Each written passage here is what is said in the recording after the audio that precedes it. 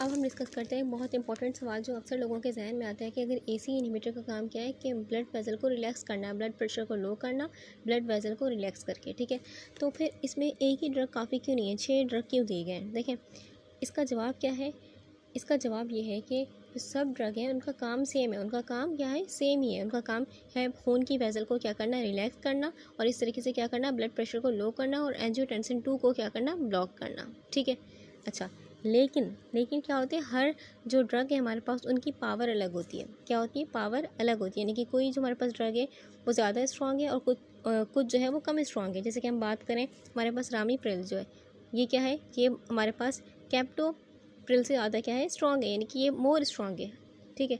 इस तरीके से हम देखें तो किसी जो हमारे पास ड्रग की क्या होती है, टाइमिंग बेसिकली ज़्यादा होती है, यानी कि वो ज़्यादा टाइम तक क्या करता है, बॉडी में काम करता है। और कोई ड्रग जो होता है उसकी टाइमिंग कम होती है, तो हमें इसको 2-3 बार लेना पड़ता है दिन में। जैसे कि फॉर एग्जाम्पल अगर हम बात करें तो हम बोलते हैं, यानी कि कोई ड्रग क्या है, शॉर्ट एक्टिंग है और कुछ क्या है, लॉन्ग एक्टिंग है, ठीक है। अच्छा, इस तरीके से अगर हम बात करें कि हमारे पास जो साइड इफ़ेक्ट्स वो भी क्या होते हैं, हर ड्रग के अलग अलग होते हैं, ठीक है। तो it's depend on patient condition कि हम किस पेशेंट की क्या कंडीशन है उसको देखते हुए ड्रग्स को चॉइस करते हैं, ठीक है। अच्छा, अब एसी इनहिबिटर क्या करते हैं, कुछ लोगों में क्या करते हैं, साइड इफेक्ट देता है।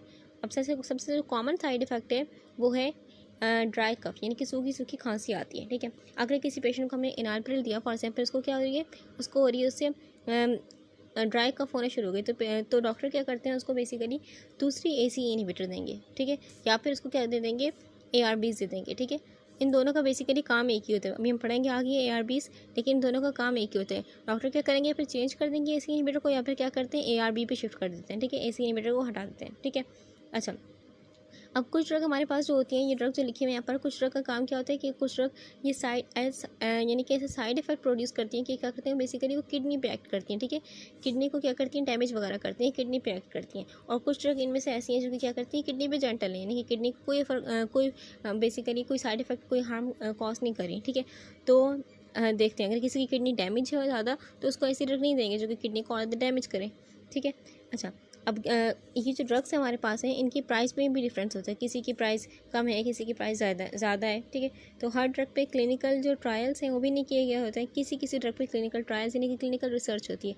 इस तरीके से अगर हम बात करें कि फॉर एग्जाम्पल हम बात करते हैं रामीप्रिल और हमारे पास है लिजिनोप्रिल, रामीप्रिल और लिजिनोप्रिल, इन दोनों पे क्या हुई है, बहुत क्लिनिकल रिसर्च हुई है, बहुत क्लिनिकल ट्रायल्स हुए हैं। तो इस वजह से ये प्रूफ है कि रामीप्रिल और लिजिनोप्रिल क्या है, बहुत सेफ़ हैं, बहुत इफेक्टिव हैं, और लोगों की ज़िंदगी को बचाने में इनका बहुत बड़ा किरदार है, ठीक है। तो इस वजह से क्या करते हैं, एक ही क्लास में मल्टीपल ड्रग होते हैं हमारे पास, मल्टीपल ऑप्शन होते हैं बेसिकली हम बोल सकते हैं, ताकि हर मरीज़ को क्या कर सकें, उसकी बॉडी टाइप, उसकी कंडीशन को देखते हुए क्या कर सकें, बेस्ट ट्रीटमेंट दिया जा सके। नेक्स्ट क्लास हमारे पास है ARBs। देखिए, ARBs को हम इफ़ेक्टिव मानते हैं, लेकिन AC इनहिबिटर के मुकाबले में क्या है, कम इफेक्टिव है। क्यों, ऐसी बात क्यों है? देखें, जो AC इनहिबिटर उस पर क्या हुई है, बहुत सारी क्लिनिकल रिसर्च, क्लिनिकल ट्रायल्स हुए, लेकिन जबकि ARBs पे इतनी नहीं हुई। इसलिए फर्स्ट चॉइस हमारे पास जो होती है वो AC इनहिबिटर ही होती है, ठीक है। लेकिन अगर किसी पेशेंट को क्या हो रहा है, AC इनहिबिटर से साइड इफेक्ट प्रोड्यूस हो रहे हैं, वो उसको बर्दाश्त नहीं कर पा रहा, तो उसको क्या करते हैं, ARBs देते हैं, ठीक है। लेकिन दोनों का काम एक ही है। देखिए, इसका काम क्या था, AC इनहिबिटर का काम क्या था कि ये एंजियोटेंसिन 2 को नहीं बनने दे रहा था, ठीक है। जबकि ये ARBs क्या करते हैं, ये ARBs एंजियोटेंसिन 2 का जो रिसेप्टर होता है, नहीं यानी कि जहाँ पर जाके एंजियोटेंसिन 2 क्या करता है, हमारे पास जाके लगता है, जहाँ पर फॉर एग्जाम्पल बोल सकते हैं, ठीक है ना, तो उस जगह को क्या करते हैं, ब्लॉक कर देते हैं। तो ये एंजियोटेंसिन 2 का रिसेप्टर ब्लॉक करता है, ये बनने ही नहीं दे रहा उसको, ठीक है। लेकिन दोनों का काम एक ही है, दोनों क्या कर रहे हैं, दोनों का काम एक ही, दोनों क्या कर रहे हैं, खून की वेसल को क्या कर रहे हैं, रिलैक्स कर रहे हैं, ठीक है। और इस तरीके से क्या कर रहे हैं, ब्लड प्रेशर को डाउन कर रहे हैं, ठीक है। ये भी क्या कर रहे हैं, खून की वेसल को रिलैक्स कर रहे हैं, BP को डाउन कर रहे हैं, ठीक है। अच्छा, और दोनों का काम ये भी होता है कि भाई जब हमारे पास एंजियोटेंसिन 2 ब्लॉक हो गया, ठीक है, ये नहीं हमारे पास आगे काम कर रहा, तो इससे क्या होगा, एक और चीज़ होगी कि एल्डोस्टेरॉन होगा जो बॉडी में, वो भी नहीं बनेगा, यानी कि एल्डोस्टेरॉन भी रिलीज़ नहीं होगा। दोनों में एल्डोस्टेरॉन रिलीज़ नहीं होगा, यहाँ भी एल्डोस्टेरॉन रिलीज़ नहीं होगा। जब एल्डोस्टेरॉन रिलीज़ नहीं होगा तो जो सोडियम है और पानी, यानी कि एल्डोस्टेरॉन क्या करता है, एल्डोस्टेरॉन बॉडी में सोडियम और वाटर को क्या करता है, रोक के रखता है। हमें इसको ब्लॉक कर दिया एल्डोस्टेरॉन, यानी कि इसको ब्लॉक किया, नेक्स्ट स्टेप भी नहीं होगा एल्डोस्टेरॉन, तो सोडियम और वाटर का रिटेंशन जो होगा बॉडी में, यानी कि उसका जो ठहराव होगा बॉडी में, यानी कि उसका जो बोल सकते हैं कि सोडियम और वाटर बॉडी में कम ऑक्यूपाई होगी, ठीक है। अच्छा, और इस तरीके से क्या होगा, जो हमारा हार्ट है, ठीक है। अब ये दोनों चीज़ें मिल क्या कर रही थी, खून के वॉल्यूम को बढ़ा रही थी, सोडियम और वाटर का टेंशन, ठीक है। जब हम इसको ब्लॉक कर दिया, ये भी नहीं हो रहा बॉडी में जमा, तो क्या हो जाएगा, जो हार्ट होगा अल्टीमेटली इस पर क्या पड़ेगा, प्रेशर कम पड़ेगा, ठीक है। हार्ट पे क्या पड़ेगा, प्रेशर कम पड़ेगा, उस पर काम का प्रेशर कम पड़ेगा और हार्ट को क्या मिलेगा, रिलीफ मिलेगा, ठीक है। तो इसकी कहानी थी ARBs की। हम बात कर चुके थे ऑलरेडी कि जो हमारे पास सब बेसिकली क्लास ऑफ ड्रग का गोल एक ही होता है, मकसद एक ही होता है कि क्या करें कि दिल पे काम का प्रेशर कम से कम पड़े। तो इसने भी एट द एंड यही किया कि खून के वॉल्यूम को कम करके, ब्लड वेसल को रिलैक्स करके क्या किया, दिल पे काम का प्रेशर कम से कम किया। ओके जिस तरीके से हमने डिस्कस किया था कि ये जो AC इनहिबिटर में क्या थे, हमारे पास मल्टीपल ऑप्शन से ड्रग के, ठीक है। इस तरीके से यहाँ भी क्या है, मल्टीपल ऑप्शन है। लेकिन अगर हम देखें ड्रग की ताकत को देखें, यानी कि पोटेंसी को देखें, तो हम ये आराम से बेसिकली हम बोल सकते हैं कि हमारे पास जो ये है और ये ड्रग है, ये क्या है, मोर पोटेंसी रखते हैं, यानी कि मोर, इनमें ताकत क्या है, ज़्यादा है, ठीक है। जबकि ये क्या है, ये कम ताकत वाले हैं, ठीक है। तो ये मोर पोटेंसी रखते हैं हमारे पास कैंडेसिटिरॉन और टाइलमिस्ट्रान, ठीक है। अच्छा, अब इनके साइड इफेक्ट्स भी अलग अलग होंगे और टाइमिंग भी अलग अलग होगी, ठीक है। यानी कि कुछ लॉन्ग एक्टिंग होंगे, कुछ शॉर्ट एक्टिंग होंगे, ठीक है। अच्छा, और हमारे पास जो रिसर्च और गाइड, यानी कि जिसमें ज़्यादा रिसर्च हुई है, ठीक है, और जो गाइडलाइंस हैं पहले इस पर लिखे जाते हैं, वो बेसिकली क्या है हमारे पास, ये वाले, ठीक है। यानी कि इस पर क्या हुई है, बहुत रिसर्च हुई है, वेल्सरटान पे और कैंडेसिटिरॉन पे, ठीक है। इन पे क्या हुई है, बहुत रिसर्च हुई है, तो इसको क्या किया जाता है, as a first option consider किया जाता है, ठीक है। क्योंकि ये प्रूफ है कि ये सेफ़ हैं, इफ़ेक्टिव हैं और लॉन्ग टर्म में क्या करते हैं, जो हार्ट की मोर्टेलिटी होती है उसको रेड्यूस करते हैं, ठीक है। और हार्ट फेलियर की पेशेंट के लिए हम बोल सकते हैं बेस्ट है, उनके लिए बहुत फ़ायदेमंद है। इस वजह से उन्हें जो हार्ट फेलियर पेशेंट होते हैं उनमें ये रिकमेंड किया जाता है, ठीक है। लेकिन स्टिल पावर किसकी ज़्यादा है, इन दोनों की ज़्यादा है। और क्लिनिकल ट्रायल्स किस पे ज़्यादा हुए हैं, इस पे और इस पे, ठीक है। ARBs को याद किस तरीके से रख सकते हैं, ARBs को याद रखने का तरीका यह है कि इसके हर ड्रग के आखिर में क्या आता है, सर्टान आता है। देखें सर्टान, SARTAN, सर्टान आता है। जबकि AC इनहिबिटर में क्या था, लास्ट में क्या आ रहा था, प्रेल आ रहा था, लेकिन इसमें क्या आता है, सर्टान आता है। और हम याद किस तरीके से करेंगे, कैंडी लो टेलमी वेल्सा, ठीक है। वेल्सा हमने पूरा बोल दिया, वरना ये बोल सकते हैं कि कैंडी लो टेलमी वेल, ठीक है। तो कैंडी लो टेलमी वेल्सा और हर किसी के आखिर में क्या जगह, सर्टान, ठीक है। हमने याद कर लिया इस तरीके से। नेक्स्ट क्लास हमारे पास है बीटा एड्रीनो रिसेप्टर ब्लॉकर। देखें इसमें क्या होता है, जब बॉडी को कोई स्ट्रेस हुआ, ठीक है, बॉडी डर गई या घबराहट हुई, स्ट्रेस फील हुआ, तो उसमें क्या होता है, बॉडी से एक हार्मोन रिलीज़ होता है, उस हार्मोन का नाम होता है एड्रीनलिन, ठीक है। अब ये हार्मोन जो है एड्रीनलिन, ये क्या करता है, ये जाता है बीटा रिसेप्टर के पास। कहाँ जाता है, बीटा रिसेप्टर के पास। ये बीटा रिसेप्टर कहाँ होते हैं, हमारे पास दिल में भी होते हैं और होते हैं हमारे पास लंग्स में भी होते हैं, ठीक है। दिल वाले हम रिसेप्टर को बोलते हैं, जो हमारे पास दिल में होता है उसको हम बोलते हैं बीटा 1 रिसेप्टर वहाँ पर होता है, और जो लंग्स में होता है उसको हम बोलते हैं बीटा 2 रिसेप्टर। दोनों के नाम अलग अलग हैं, ठीक है। अभी जो एड्रेनलिन था ये जाके क्या करेगा, ये बीटा 1 यानी कि इन पे जाके क्या करेगा, एक्टिवेट करेगा, इनको क्या कर देगा, एक्टिवेट कर देगा। ये जो बीटा रिसेप्टर्स होते हैं बॉडी के कुछ और ऑर्गन से भी होते हैं, लेकिन हमने बात की कि हार्ट और लंग्स में बात कर रहे हैं फिलहाल, ठीक है। जब इसने क्या कर दिया, रिसेप्टर्स को एक्टिवेट कर दिया इन रिसेप्टर्स को, तो क्या हो जाएगा, हमारे पास कुछ काम होंगे। वो काम क्या होंगे, कुछ काम होना शुरू हो जाएंगे। पहला काम क्या होगा, जो हमारा हार्ट होगा वो क्या करेगा, ज़ोर से बीट करेगा, यानी कि ज़्यादा हार्ट रेट हो जाएगा, ठीक है, मोर हार्ट रेट, ठीक है, हाई हार्ट रेट, ठीक है।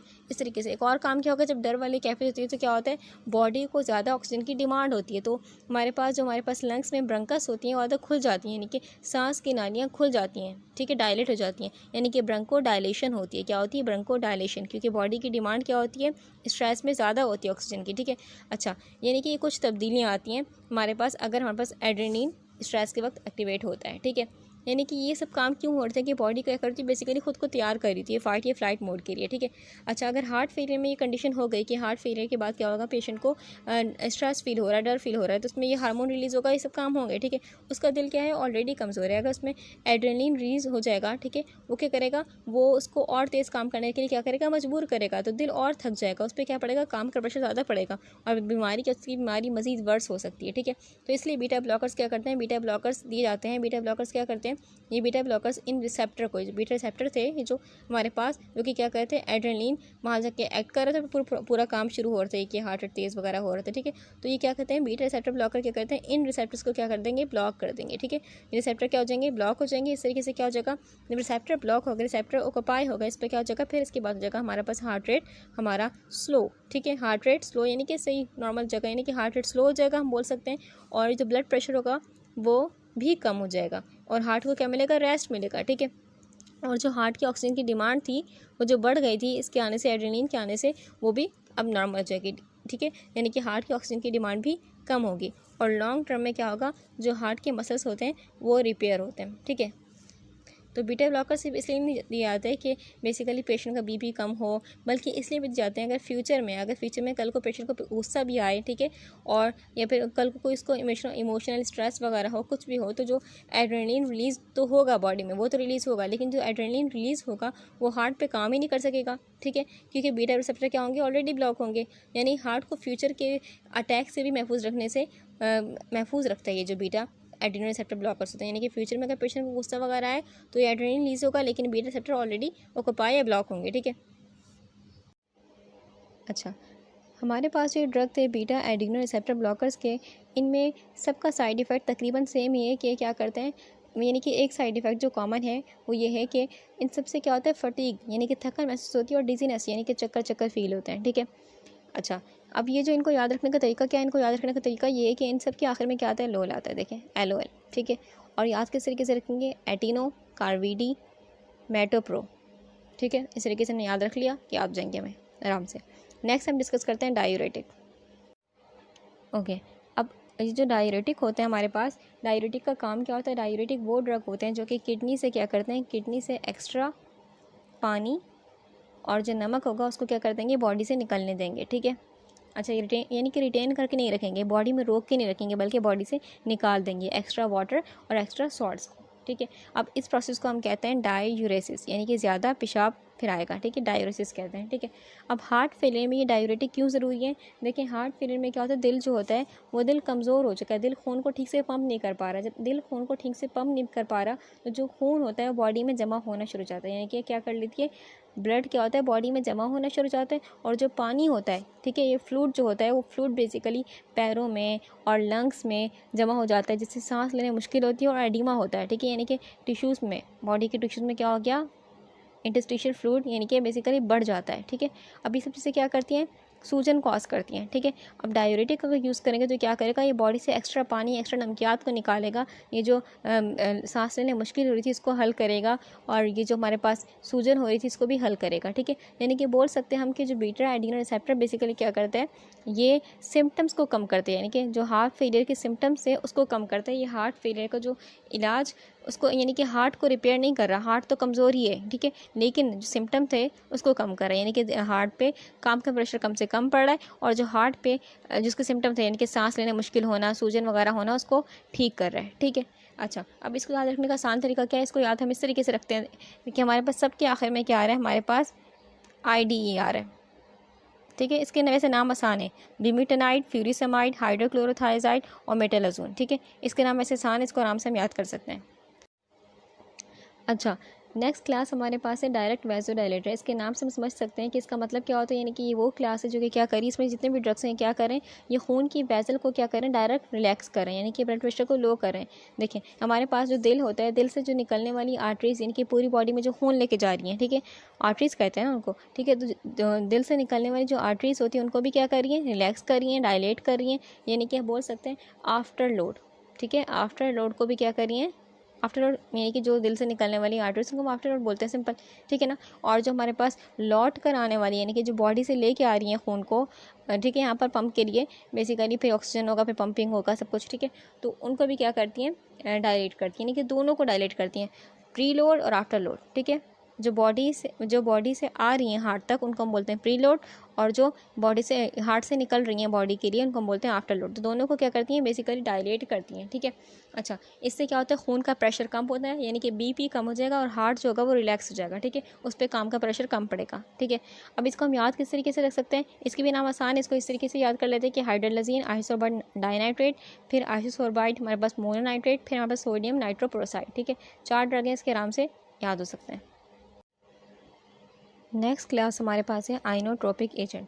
देखिए ये क्या होता है, ये हार्ट फेलियर में क्या करते हैं, एनर्जी देते हैं। किसको एनर्जी देते हैं, आइनोट्रोपिक का मतलब क्या होता है, देखिए आइनोट्रोपिक का मतलब होता है, आइनो मतलब होता है मसल, और ट्रोपिक मतलब होता है इफेक्ट करना, ठीक है, मुतासिर करना, यानी कि मसल को मुतासिर करते हैं। किस तरीके से मुतासिर करते हैं, यानी कि आइनोट्रोपिक एजेंट वो होते हैं जो कि क्या करते हैं, हार्ट की पंपिंग पावर को क्या करते हैं, बढ़ाते हैं, क्या इंक्रीज़ करते हैं, पंपिंग पावर को क्या करते हैं, इंक्रीज़ करते हैं। यानी अगर हार्ट कमज़ोर हो चुका है, हार्ट फेलियर हो चुका है, हार्ट कमज़ोर हो चुका है, खून को ठीक से पंप नहीं कर पा रहा, तो ये ड्रग्स क्या करते हैं, उसे ज़्यादा ज़ोर से कॉन्ट्रैक्ट करने में क्या करते हैं, हेल्प करते हैं। ठीक है, अब हार्ट फेलियर में इनका रोल क्या होता है, आइनोट्रोपिक एजेंट का? इनका रोल ये होता है कि जब दिल बहुत वीक हो जाए और खून को ठीक से पंप ना कर पाए, यानी कि बॉडी तक सही से, बॉडी के ऑर्गन तक सही से खून नहीं जा रहा है, पंप नहीं कर पा रहा है, पंपिंग एक्टिविटी क्या हो गई, लो हो गई हार्ट की, तो पेशेंट को सिम्टम्स होते हैं। क्या होते हैं पेशेंट को होगा, उसको सांस लेने मुश्किल होगी, ब्रीथलेसनेस होगी। ठीक है, और उसको क्या होगा, उसकी लेग स्वेलिंग होना शुरू हो जाएगी। ठीक है, और उसको फटीग, थकन महसूस होगी, और उसको जो लो बीपी रहेगा हमेशा। ठीक है, लो बीपी रहेगा। ठीक है, और उसके हैंड और फीट जो होंगे वो कोल्ड रहेंगे, ठंडे रहेंगे। ठीक है,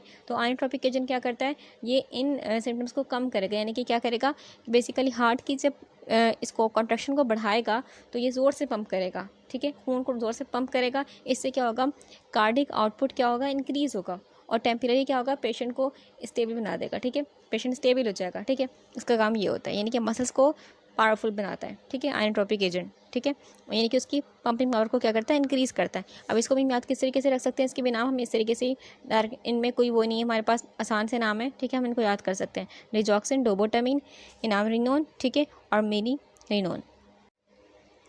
ओके, नेक्स्ट क्लास हमारे पास है एल्डोस्टेरॉन एंटागोनिस्ट। इसका काम क्या है, इसका काम हमारे पास जो सॉल्ट और वाटर हार्मोन था बॉडी में, उसका नाम क्या था, एल्डोस्टेरॉन। ठीक है, एल्डोस्टेरॉन एक हार्मोन था जो कि क्या करता है, बॉडी में सोडियम को क्या कर रहा था, रोक के रख रहा था, और पानी को भी क्या कर रहा था, रोक के रख रहा था, और पोटेशियम को क्या करता है, पोटेशियम को निकाल रहा था। ये सब काम क्या कर रहे थे, ये सब काम किडनी में हो रहे थे। कहाँ हो रहे थे, किडनी में हो रहे थे। ठीक है, अब ये हार्मोन जो था हमारे पास एल्डोस्टेरॉन, ये किसका पार्ट था हमारे पास, रेनिन एंजियोटेंसिन एल्डोस्टेरॉन सिस्टम का पार्ट था। हमने बात की थी हार्ट फेलियर में एक्टिवेट होता है सिस्टम। ठीक है, अच्छा, अब ये जो हार्ट फेलियर में एक मसला क्रिएट करता है, अगर ये सिस्टम एक्टिवेट हो गया और इससे अल्टीमेटली हमारे पास एल्डोस्टेरॉन एक्टिवेट हुआ, जो कि क्या कर रहा है, सोडियम और वाटर को बॉडी में रोक कर रख रहा है, पोटेशियम को निकाल रहा है। अब ये मसला क्या क्रिएट करेगा, ये बेसिकली ओवर एक्टिव हो जाता है। ठीक है, ये क्रोनिक यानी कि ज़्यादा अर्से के लिए एक्टिवेट होगा, तो क्या क्या होता है कि जो एल्डोस्टेरॉन होगा वो ज़्यादा रिलीज हो जाएगा बॉडी में, और बॉडी में ज़्यादा पानी और नमक जमा होना शुरू हो जाएंगे, और इस तरीके से हार्ट और लंग पे क्या पड़ेगा, प्रेशर बिल्टअप होगा। यानी कि एक तो ज़्यादा बिल्टअप हो गया ये सब कुछ, दूसरा क्या होगा, हार्ट और लंग पे क्या पड़ेगा, प्रेशर पड़ेगा, तीसरा क्या होगा, एडीमा होना शुरू हो जाएगा। यानी कि एडीमा होगा, सूजन हो सकती है, क्योंकि बॉडी में फ्लूइड जमा हो रहा है। ठीक है, और सांस लेने मुश्किल होगी, और ब्लड प्रेशर क्या हो जाएगा, हाई हो जाएगा। ठीक है, अब एल्डोस्टेरॉन एंटागोनिस्ट क्या काम करती हैं, ये ड्रग्स क्या करेंगी, एल्डोस्टेरॉन को जो एक्शन था, ठीक है, ये जो एल्डोस्टेरॉन काम कर रहा था कि सोडियम और वाटर को रिटेन करके रख रहा है, पोटेशियम को निकाल रहा है, इसको क्या कर देगा, इसको ब्लॉक कर देगा। ठीक है, जिससे क्या हो जाएगा, जो इफेक्ट होगा वो क्या होगा कि नमक का रिटेंशन कम होगा, यानी कि सॉल्ट रिटेंशन लेस होगा हमारे पास, और लंग्स और पैरों की सूजन भी क्या हो जाएगी, कम हो जाएगी, और ब्लड प्रेशर क्या होगा, डाउन होगा। पोटेशियम क्या होगा, पोटेशियम भी जमा होना शुरू होगा, पोटेशियम निकलेगा नहीं, वो निकाल रहा था। ठीक है, पोटेशियम जमा होना शुरू हो जाएगा। ठीक है, उसको हम बोलते हैं हाइपोकैलेमिया। क्या होता है, इससे हाइपोकैलेमिया यानी कि हाइपोकैलेमिया हो सकते हैं, यानी कि आधा पोटेशियम अगर जमा हो जाएगा तो हम क्या बोलेंगे, हाइपोकैलेमिया। ठीक है, क्योंकि पोटेशियम को भी ये रोक के रख रहा है, जब बाहर नहीं कर रहा उसकी तरह, एल्डोस्टेरॉन की तरह। ठीक है, तो हाइपोकैलेमिया का खतरा होता है इसमें। ठीक है, और हार्ट फेलियर के जो बोल सकते हैं हम लॉन्ग टर्म ट्रीटमेंट भी है। ठीक है, यानी कि क्या करें, हार्ट फेलियर को लॉन्ग टर्म ये सर्वाइवल दे रहा है। ठीक है, अच्छा, अब इसमें भी हमारे पास दो कॉमन ड्रग हैं, एप्लीरिनोन और स्पाइरोनेलेक्टोन। ठीक है, लेकिन याद रखना है कि बेसिकली इनसे खतरा कौन सा है, इनमें खतरा होता है कि इससे हाइपोकैलेमिया हो सकता है, क्योंकि ये क्या कर रहा है, पोटेशियम को रोक के रख रहा है।